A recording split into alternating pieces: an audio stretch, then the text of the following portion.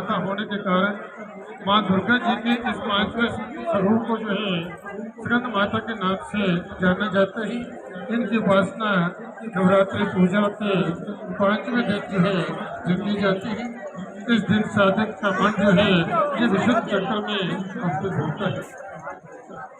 इनकी 4 भुजा है, 2 हाथों में जो है कमल पुष्प है, एक हाथ में भगवान स्कंद को निर्माण जो है और एक हाथ में धन मुद्रा जो भक्तों को प्रदान करने के तत्पर रहते हैं।